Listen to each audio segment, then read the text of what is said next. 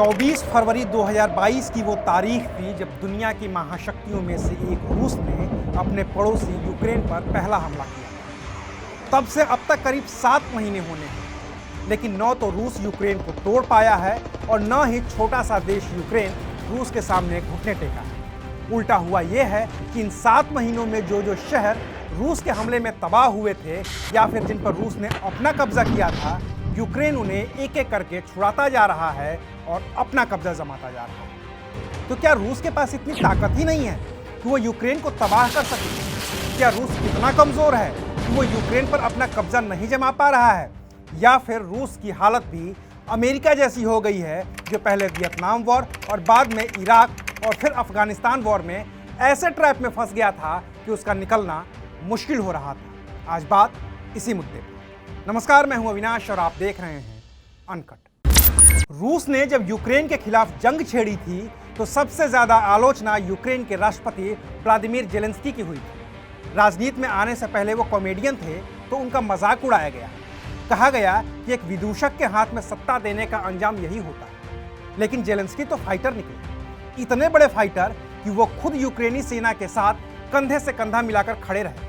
और नतीजा यह है कि 7 महीने के बाद भी दुनिया में महाशक्ति होने का दम भरने वाला रूस यूक्रेन से जंग जीत ही नहीं पाया है। और अब तो हालात रूस के इतने खिलाफ होते जा रहे हैं कि जिस रूस ने यूक्रेन की हजारों किलोमीटर जमीन पर अपना कब्जा कर लिया था, उनमें से करीब 6000 किलोमीटर जमीन को यूक्रेन पिछले 13 दिन में ही रूसी सैनिकों से छुड़ा चुका है और रूसी सेना को पीछे हटने पर मजबूर कर चुका है। इनमें से भी करीब 3000 वर्ग किलोमीटर की जमीन तो पिछले 3 दिनों में ही रूसी सैनिकों के हाथ से निकल चुकी है। जंग का सबसे बड़ा अखाड़ा बना खार्किव भी रूस के हाथ में नहीं आ पा रहा। वहां भी यूक्रेनी सैनिकों ने रूस की सेना के दांत खट्टे कर दिए।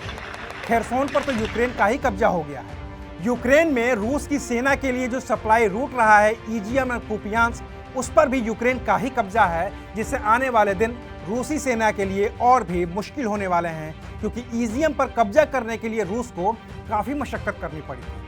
लेकिन रूसी सेना अपना कब्जा बरकरार नहीं रख सकी और मजबूरी में उसे पीछे हटना पड़ा।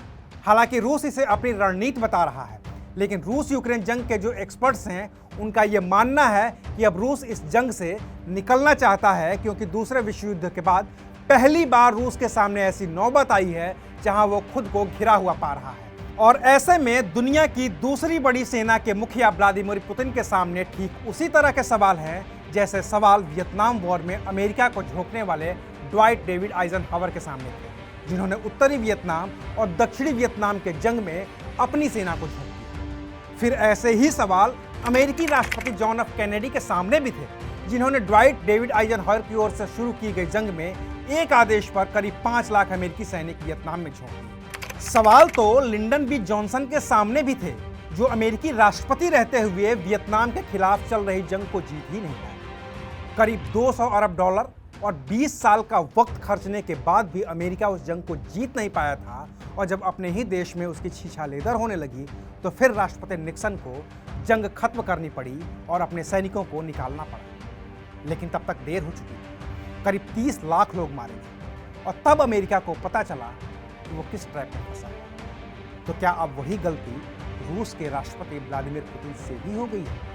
क्योंकि पिछले 22 साल में ये पहली बार है कि रूस में खुलकर लोग यूक्रेन के खिलाफ हो रही जंग का विरोध कर रहे हैं और सीधे सीधे पुतिन को इसके लिए दोषी ठहरा रहे हैं। तो अब पुतिन करेंगे क्या? क्या वो अमेरिकी राष्ट्रपति जॉन एफ कैनेडी की तरह और भी बड़ी सेना को यूक्रेन में उतार देंगे, या फिर वो अमेरिकी राष्ट्रपति निक्सन की तरह अपनी सेना को यूक्रेन से बाहर निकाल ले जाएंगे? क्योंकि 7 महीने में ये तो साफ हो गया है, यूक्रेन को जीतना रूस के लिए इतना भी आसान नहीं। तो फिर होगा क्या? क्योंकि वियतनाम ने अमेरिका के खिलाफ जो जंग लड़ी थी, उसमें रूस वियतनाम के साथ था। और अब जब रूस यूक्रेन के खिलाफ जंग लड़ रहा है, तो अमेरिका यूक्रेन के साथ खड़ा है। यानी कि लड़ाई महाशक्तियों के बीच की है, जिसका अंजाम तबाही और बर्बादी के सिवा कुछ भी नहीं होता है। शुक्रिया, आप देख रहे थे अनकट।